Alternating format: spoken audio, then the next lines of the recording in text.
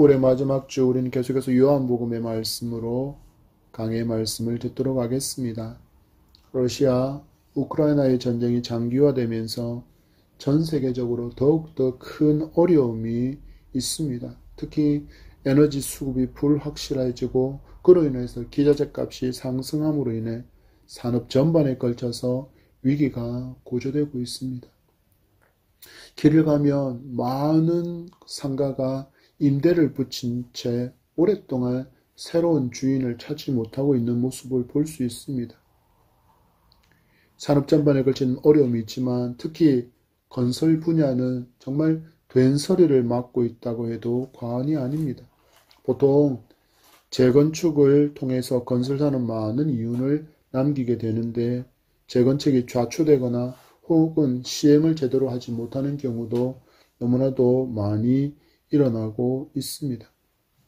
사는 곳 한 지역도 얼마 전에 재건축을 위해서 사람들이 이주가 시작되었고 이제는 대부분이 빈집으로 남아있는 곳이 있습니다. 전에는 재래시장을 오가는 그 지름길에 있어서 자주 지나게 되는데 지금은 비록 사람들은 없지만 여전히 방범을 위해서 가로등이 불을 밝히고 있어서 아직도 이 길을 이용하고 있습니다.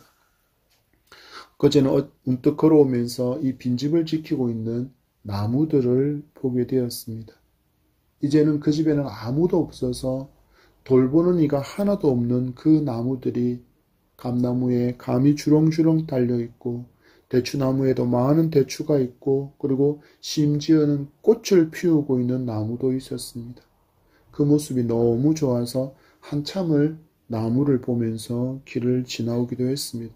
그러다가 문득 스쳐 지나는 생각이 있었습니다. 그렇구나. 저 나무들의 참 주인이 따로 있었다. 저 나무들의 참 주인은 바로 하나님이시구나. 저들을 그렇게 사랑스럽게 보호하고 물 주며 가꾸었던 그 사람의 손길은 사라졌다고 할지라도 참 주인이신 하나님께서 저렇게 입히시고 보호하시는구나. 그래서 그 은혜와 그 사랑의 감사함을 저토록 아름다운 열매와 저토록 아름다운 꽃으로 하나님께 감사를 표현하는구나 라는 생각이었습니다. 천고마비의 계절, 다음 주 우리는 민족의 큰 명절인 추석이 있는 이 가을의 계절에 수많은 과일과 꽃들, 해산물 상가에 진열된 신성한 생선들과 식육중의 고기들을 입히시고 먹이시고 살찌우게 하신 하나님이심이 우리의 신앙이 고백되고 또한 이 모든 것에 감사가 넘치는 우리의 삶이 되기를 축복합니다. 예수님을 믿는 사람들은 이렇게 자연을 보면서도 하나님을 떠올리게 되는 것이 얼마나 큰 축복인지 모릅니다. 다른 사람은 깊어가는 가을날에 마주하는 단풍을 보면서 보통은 이렇게 표현합니다. 와, 아름답다. 그들은 그렇게 탄성만을 자아내겠지만 성도는 이처럼 알록달록 물들어가는 이유가 바로 하나님의 손길이라는 것을 알기에 우리는 주 하나님 지으신 모든 세계로 찬송하며 하나님의 그 놀라움을 송축하는 것입니다. 여러분 보십시오. 성도인 우리가 얼마나 세상 사람들과 다른 존재입니까? 사물을 하나 보면서도 이렇게 전혀 다른 반응을 보이지 않습니까? 우리가 세상을 보면서 아름다운 하늘과 자연을 보면서 이 모든 것을 창조하신 하나님을 기억할 수 있고 또한 그 하나님을 찬양할 수 있음이 얼마나 큰 축복인지를 이 예배 가운데 다시 한번 깨닫고 더욱더 믿음을 말씀으로 견고히 하는 은혜의 풍성한 시간이 되기를 축복합니다. 초막절에 예루살렘으로 가신 예수님은 자기를 죽이려는 사람들에게까지 복음을 전하시며 그들이 하나님께로 돌아오기를 원하시는 모습을 우리는 말씀 가운데 계속해서 만나고 있습니다. 그렇지만 그들은 어떻게 반응합니까? 이 예수 그리스도의 음성을 거부합니다. 자기들이 지금까지 지켜왔던 그 견고하게 세워진 유대교의 체계와 오랜 시간 동안 이어온 전통을 훼손하고 무너뜨리는 것을 하려고 하지 않았기 때문입니다. 이들은 분명히 입으로는 하나님을 믿는다라고 말했지만 실상 하나님을 모르는 사람들이었습니다. 그들은 분명히 하나님의 말씀을 끊임없이 들먹였지만 하나님의 말씀의 참 뜻은 제대로 이해하지 못하고 있는 사람들이라는 것을 우리는 말씀을 통해서 볼 수 있습니다. 이들이 한마디로 바로 사이비인 것입니다. 사이비의 사전적인 의미를 찾아보니 이렇습니다. 겉은 비슷하나 속은 완전히 다름. 원말은 사시이비라는 한자어에서 나온 말인데 바로 사이비. 겉은 비슷하지만 속은 완전히 다른 것. 여러분, 유대인들을 유심히 살펴보십시오. 분명히 그들은 모든 것을 말할 때 하나님의 말씀을 근거로 제시하기도 했고 때로는 그들의 조상들의 유전을 근거로 제시하기도 했지만 어쩐지 주님이 하시는 말씀과 그 의미가 다르다라는 것을 우리는 말씀을 통해서 계속해서 발견할 수 있습니다.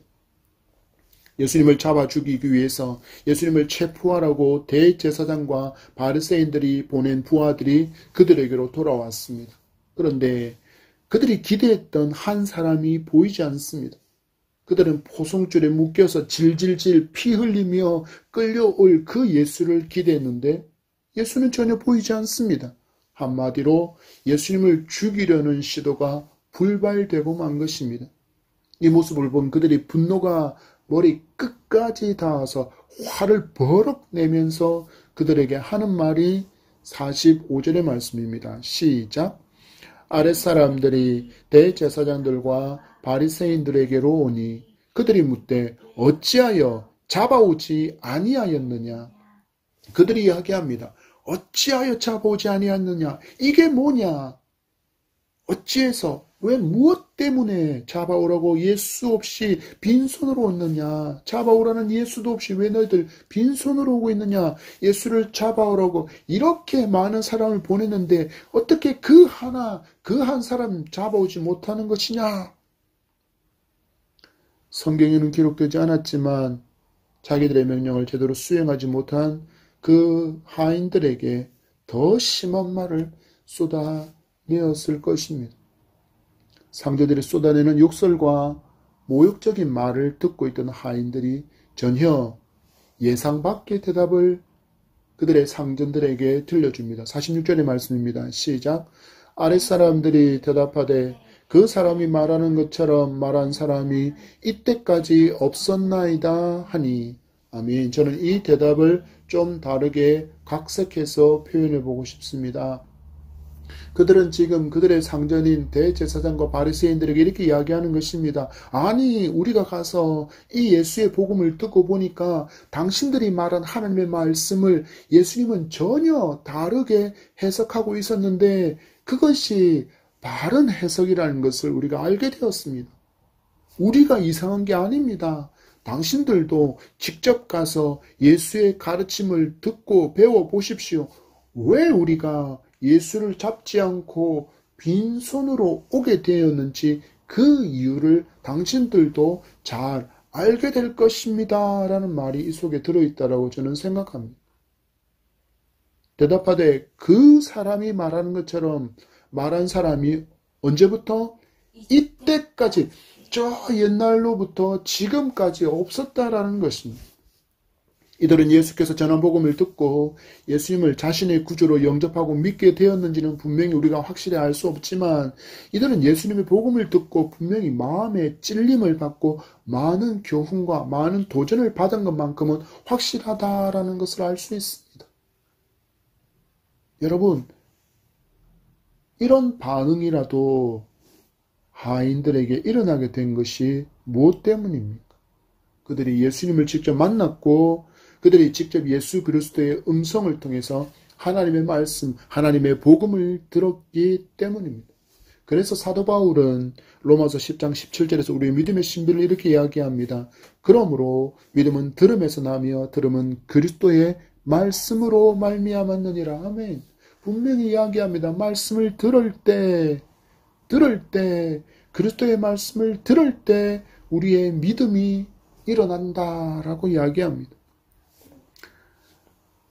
바울이 말한 이 말씀의 역사가 대제사장과 바리새인들의 부하들의 마음속에 일어났다라는 것입니다. 여러분, 우리도 마찬가지입니다. 하나님의 말씀을 예배시간 가운데 혹은 각종 매스미디어를 통해서 듣고 있습니다. 그리고 말씀을 듣는 순간 내 마음에 감동이 일어나기도 하고 때로는 말씀에 찔림을 받기도 하고 교훈도 책망도 받고 잘못을 깨닫기도 합니다.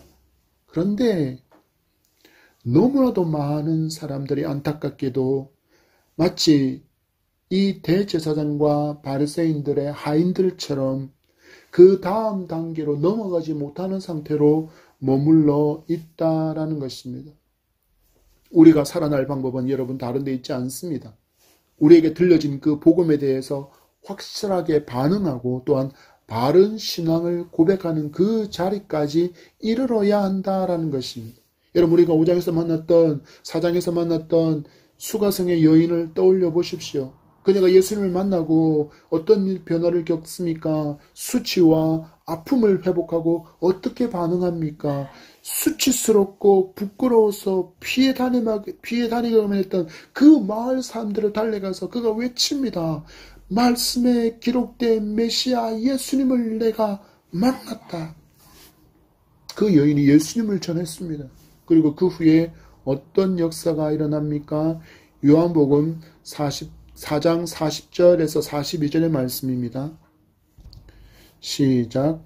사마리아인들이 예수께 와서 자기들과 함께 유하시기를 청하니 거기서 이틀을 유하심에 예수의 말씀으로 말미암아 믿는 자가 더욱 많아 그 여자에게 말하되 이제 우리가 믿는 것은 내 말로 인함이 아니니 이는 우리가 친히 듣고 그가 참으로 세상의 구주신 줄 알미라 하였더라. 아멘. 무슨 일이 일어났습니까? 이틀을 예수님과 함께 있으면서 사마리아 사람 중에 예수님의 말씀을 듣고 믿는 자가 많아졌고 그들이 자기의 입술로 바른 신앙을 고백합니다. 이는 우리가 친히 듣고 그가 참으로 세상의 누구신 줄 구주신 줄 알게 되었다라고 이야기하고 있습니다. 여러분 보십시오. 뭔가 좀 이상하지 않습니까?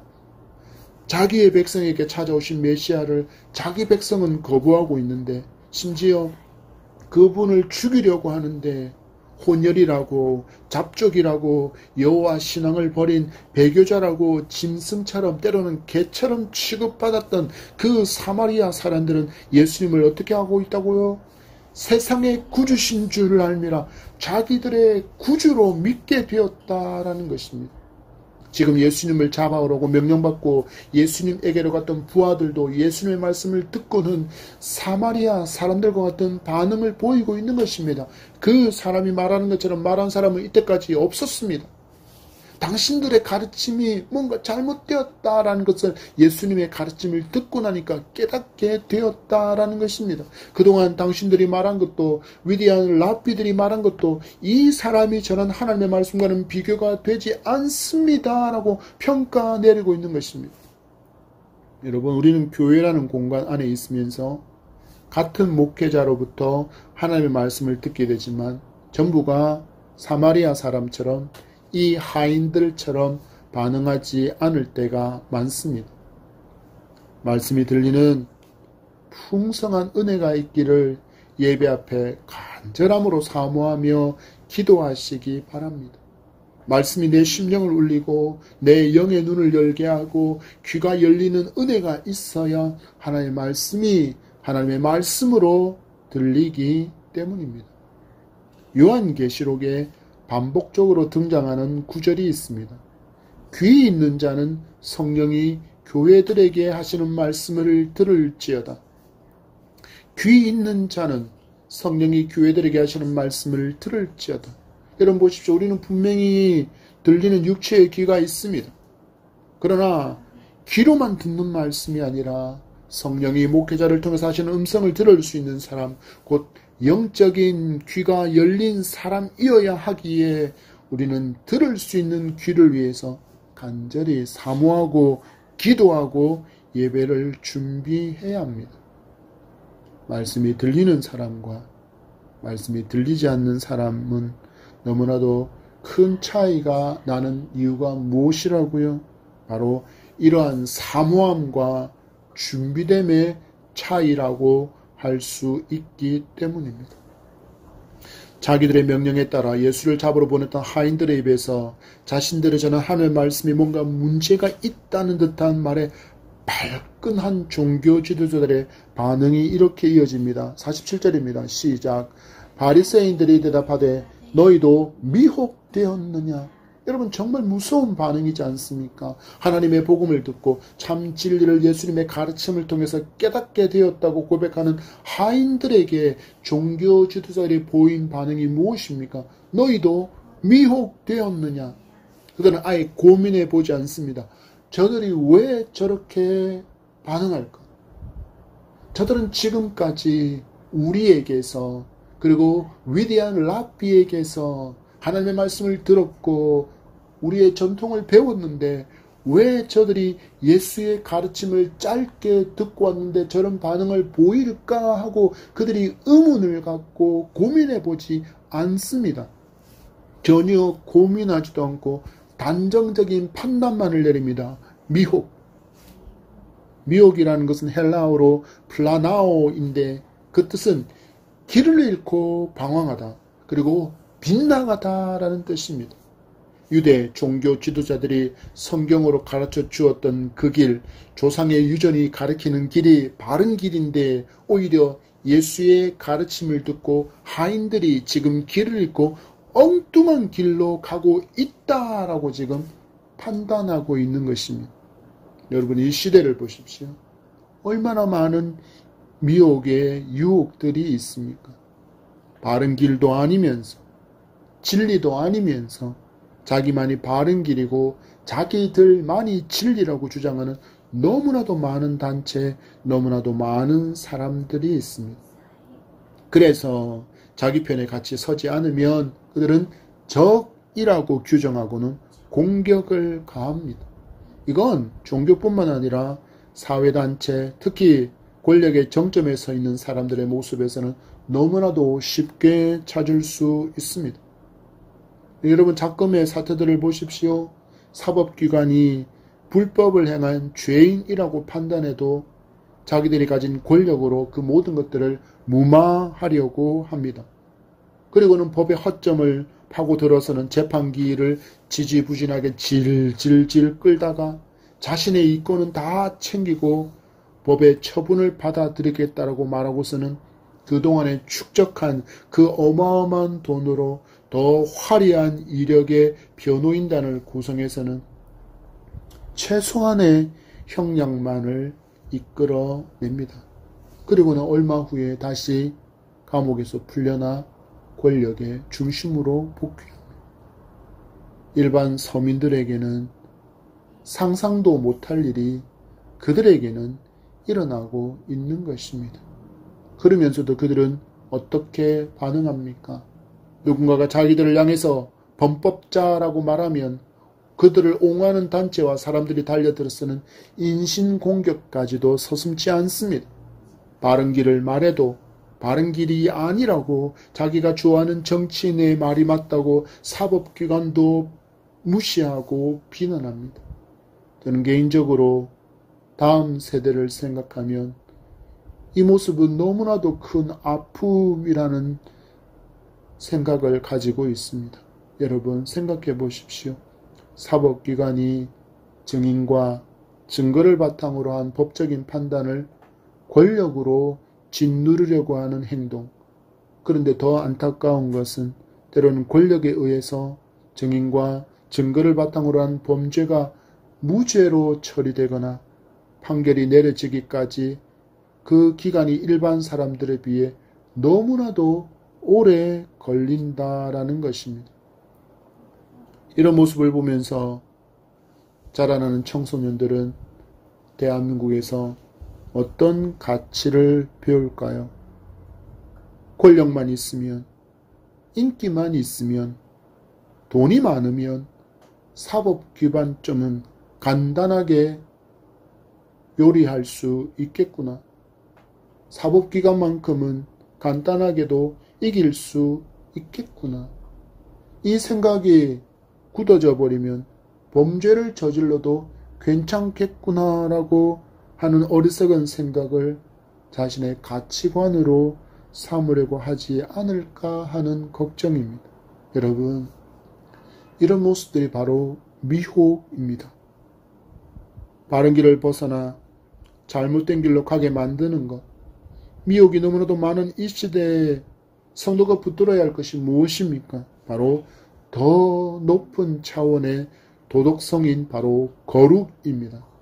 그래서 성도는 말씀을 온전히 붙들고 살아가는 하나님 앞에서의 정결, 코람데오의 삶을 살아가는 모습으로 이 미혹의 시대를 향하여서 진리의 빛을 발하고 소금의 짠맛을 내며 살아갈 수 있기를 간절히 소망합니다. 이것이 우리가 다음 세대에게 반드시 물려주어야 할 거룩한 믿음의 유산임을 기억하고 살아가는 우리가 되기를 축복합니다. 하인들의 당황스러운 이 반응에 종교 지도자들은 어리석은 근거를 말하며 그들의 주장을 꺾어버리려고 합니다. 48절의 모습을 보십시오. 시작. 당국자들이나 바리새인 중에 그를 믿는 자가 있느냐? 여기서 당국자들이라는 말은 헬라어로 아르콘인데 회당의 직원들 혹은 공회 평회원들, 일반적으로 높은 지위의 당국자들 혹은 대제사장을 호칭할 때 사용된 단어가 바로 아르콘, 당국자들입니다. 고위층의 사람들 중에는 예수의 가르침에 너희처럼 반응하고 믿는다고 말하는 사람이 없다라는 것입니다. 당국자들이나 종교 지도자들 속에는 예수 그의 가르침을 따르는 사람이 없어. 이게 뭘 말하고 싶어하는 뜻일까요? 바로 무지하고 가난한 너희들이나 예수를 믿는 것이야. 예수님을 구주로 믿는 모든 사람을 싸잡아서 폄하시키고 있는 것입니다. 무슨 말입니까? 무식한 자들이 미혹되어서 예수를 구주로 믿는다라고 그들의 주장을 정당화하려고 당국자들이나 다른 바리새인은 예수를 믿지 않는다라고 말하고 있는 것입니다. 그리고는 자기들 스스로가 얼마나 하나님의 말씀에 대해서 무지한지를 드러내는 발언을 합니다. 49절의 말씀을 보십시오. 시작. 율법을 알지 못하는 이 무리는 저주를 받은 자로다. 아멘. 여러분, 이 말은 너무나도 잘 살펴보면 모순된 말입니다. 율법을 안다고 말하는 이들은 무엇을 하고 있습니까? 말씀대로 오신 메시아를 거부하고, 그런데 율법을 알지 못하는 자들이라고 저주받아야 될 사람들이라고 평가받고 있던 많은 사람들이 오히려 예수 그리스도를 메시아로 영접하고 있기 때문입니다. 예수님은 율법을 알지 못하고 하나님의 복음을 거부하는 그들에게 끊임없이 복음을 외치시며 구원의 길을 알려주시고 살리려고 이처럼 부단히 애쓰시는데, 종교 지도자들은 예수님을 믿고 따르는 일이 율법을 알지 못하는 무지함에서 비롯된 것이기에 저주를 받아야 할 것이라고 저주를 퍼붓고 있습니다.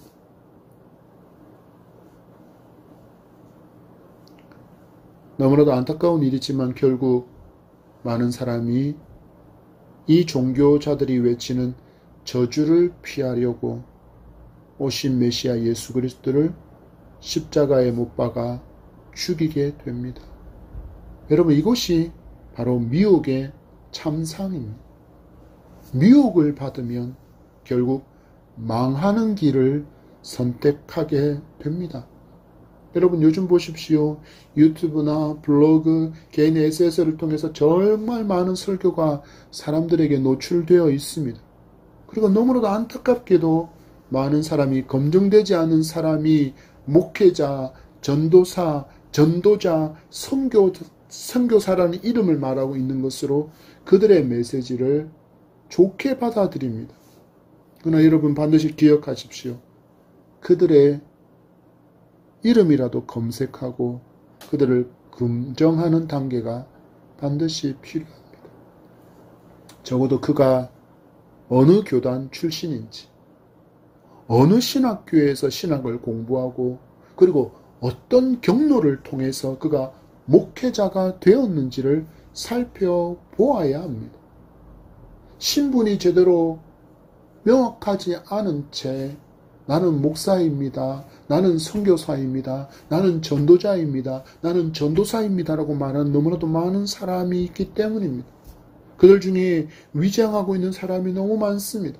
정말 이상한 메시지를 전하고 자기가 따르던 이단 목사나 교주를 향해서 많은 사람이 이단이며 사이비라고 말하는 기존 교회를 욕하고 비난하는 이들도 많습니다. 그런데 너무나도 안타까운 것은 아무런 분별 없이 이들이 외치는 메시지에 아멘으로 화답하는 사람이 있다라는 것입니다.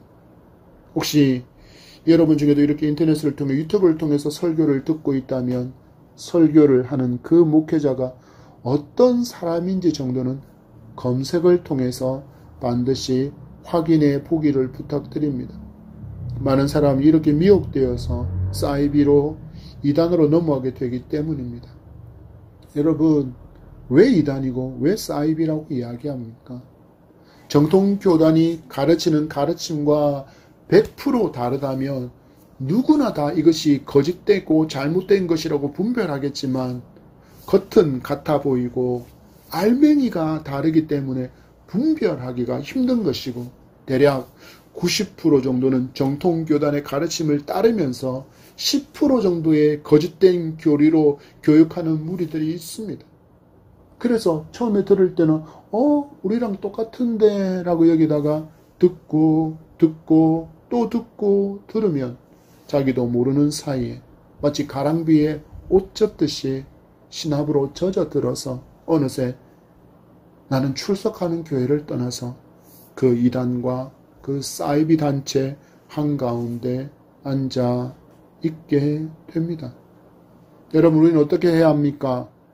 바른 진리를 바르게 알아야 합니다. 그러면 우리도 이어서 등장하는 니고데모처럼 거짓된 것에 대해서 바르게 대처할 수 있을 줄 믿습니다. 50절과 51절의 말씀입니다. 시작. 그 중에 한 사람 곧 전에 예수께 왔던 니고데모가 그들에게 말하되 우리 율법은 사람의 말을 듣고 그 행한 것을 알기 전에 심판하느냐. 이전에 예수님께 복음을 들었던 니고데모가 그들의 잘못된 주장을 반박하고 나섭니다. 여러분, 이 니고데모가 그들의 동료인 바리새인들과 종교 지도자를 향해서 이렇게 대항할 수 있었던 힘의 근원이 과연 무엇일까요? 바로 전에 예수께 와서 바른 복음을 들어서 알게 되었기 때문입니다. 주님께로부터 들은 바른 진리를 바탕으로 그는 지금 말하고 있게 된 것입니다. 그가 이야기합니다. 우리 율법은 사람의 말을 듣고 그 행한 것을 알기 전에 심판하느냐. 분명히 성경은 저주를 판결하기 전에는 반드시 고소당한 사람의 말을 경청해야 한다라고 밝히고 있기 때문입니다. 신명기 1장 16절 말씀입니다. 내가 그때 너희의 재판자들에게 명하여 이르기를 너희가 너희의 형제 중에서 송사를 들을 때 쌍방간에 공정히 판결할 것이며 그들 중에 있는 타국인에게도 그리할 것이라.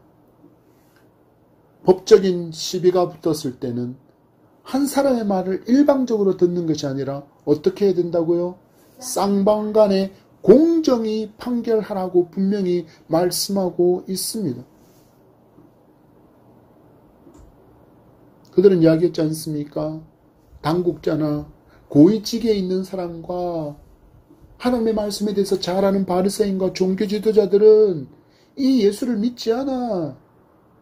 가난한 사람, 어리석은 사람만 예수를 믿지라고 말한 그들의 주장이 거짓임을 바로 바리새인인 니고데모가 자신을 증인으로 내세우며 알려주고 있는 것입니다. 거기에 더해서 지금 율법을 범하면서도 저주를 받은 사람이 저주를 선포하고 있는 바리새인들 바로 자기들 자신이라고 반박하고 있습니다. 자기들의 동료인 니고데모가 자기들이 주장한 당국자들과 바리새인은 예수의 가르침을 수용하지 않는다라는 것이 거짓된 것임을 자신을 증인으로 내세우며 이야기하고 있음에도 그들은 오히려 잘못을 시인하기보다는 어떻게 한다고요? 우리가 아까 배웠죠. 내가 주장하는 것을 인정하지 않으면 뭐로 삼는다고요? 적으로 삼는 것이 바로 여기에 그대로 드러납니다. 바로 니고데모를 공격하고 있습니다. 52절의 말씀을 보십시오. 시작. 그들이 대답하여 이르되 너도 갈릴리에서 왔느냐? 찾아보라. 갈릴리에서는 선지자가 나지 못하느니라 하였더라. 아멘. 그들이 이야기합니다. 지금까지 넌 우리 동료야. 넌 바리새인이니까 우리랑 같은 부류야. 같은 사람이야. 같은 레벨의 사람이야. 너희는 저 미천한 것들하고 안 맞아. 우리야. 우리 안에 들어와 있는 사람이야. 넌 니고데모 괜찮아. 이렇게 했던 사람들이 뭐라고 이야기합니까? 너도 갈릴리에서 왔느냐? 너도 갈릴리 저 예수를 따르는 자냐? 그렇다면 너도 미천한 자이고 하나님 말씀을 모르는 자이다. 너도 가난한 자이다. 라고 그렇게 그쪽으로 아예 편을 갈라버리고 공격하고 있는 것입니다. 넌 이제 우리의 적이야. 라고 공격하고 있는 것입니다. 적어도 너는 바리새인이니 성경이 메시아를 어떻게 예언하고 있는지 알고 있지 않느냐. 그렇다 그러면 성경을 찾아보아라.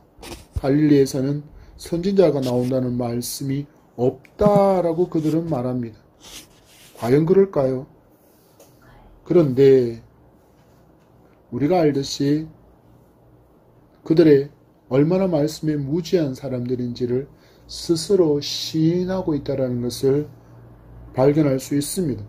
왜 그렇습니까? 바로 예수님께서 다윗의 도성인 베들레헴에서 태어나셨기 때문입니다.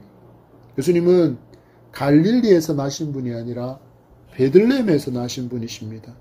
그리고 이사야서 9장 1절과 6절은 갈릴리를 위한 큰 빛이신 메시아를 예언하고 있습니다. 사도행 이사야서 9장 1절입니다. 전에 고통받던 자들에게는 흑암이 없으리로다. 옛적에는 여호와께서 스불론 땅과 납달리 땅이 멸시를 당하게 하셨더니 후에는 헤벨길과 요단 저쪽 이방의 갈릴리를 영화롭게 하셨느니라. 그리고 6절의 말씀에 이는 한 아기가 우리에게 낳고 한 아들을 우리에게 주신 바 되었는데 그의 어깨에는 정사를 메었고 그의 이름은 기묘자라 모사라 전능하신 하나님이라 영존하시는 아버지라 평강의 왕이라 할 것임이라. 아멘. 분명히 예수 그리스도 그분이 태어나시는 그곳에서부터 이 말 놀라운 역사가 갈릴리에서 분명히 일어난다라고 말씀하고 있습니다. 그리고 요나와 엘리야가 바로 갈릴리 출신입니다. 그들은 이야기합니다. 갈릴리에서는 선지자가 나지 못하느니라. 그런데 갈릴리 출신 요나와 엘리야 선지자가 분명히 있습니다. 결국 바리새인과 종교 지도자들이 예수님을 거부하고 있는 이유는 아무런 근거도 없이 바로 자기들의 신념과 그 어리석은 뿌리, 그 종교에 대한 뿌리만을 붙들려고 하는 그 어리석은 거짓된 확신이라는 것을 우리가 알 수 있습니다. 여러분 보십시오. 이처럼 미혹되어진 신념은 말씀을 거부하고 진리이신 예수님도 거부하게 됩니다. 많은 사이비와 이단의 교주를 따르며 예수님을 거부하는 사람들의 모습이 얼마나 많습니까? 미혹의 시대 한가운데 살아가는 성도 여러분, 우리는 구원의 이름이 오직 예수 그리스도 뿐임을 믿고 바른 신앙을 고백하게 되기를 축복합니다. 그래야 미혹의 시대에 바른 것을 분별하며 살 수 있기 때문입니다. 말씀을 맺습니다. 말씀에 무지하면 미혹을 너무나도 쉽게 당합니다. 니고데모처럼 말씀이신 예수님을 만나기를 바랍니다. 말씀을 뜨겁게 사모하며 말씀 안으로 들어와 사는 우리가 되기를 소망합니다. 그래야 이 미혹의 시대에 바른 것을, 바른 길을 분별하며 살아갈 수 있습니다. 우리 주변에 헛되고 거짓된 것을 따르는 수많은 사람들에게 창조주 하나님께서 우리를 사랑하셔서 이 땅에 보내신 구원의 이름은 오직 예수 그리스도밖에 없음을 선포하는 우리가 되기를 소망합니다. 여러분, 참 힘겨운 시대입니다. 분명히 어렵고 고통스러운 삶의 문제가 가득한 시대를 우리는 살고 있지만 기억하십시오. 창조주 하나님께서 나를 잊지 않고 계심을 자연을 통해서, 그리고 특별 계신 이 하나님의 말씀을 통해서 우리에게 알려주십니다.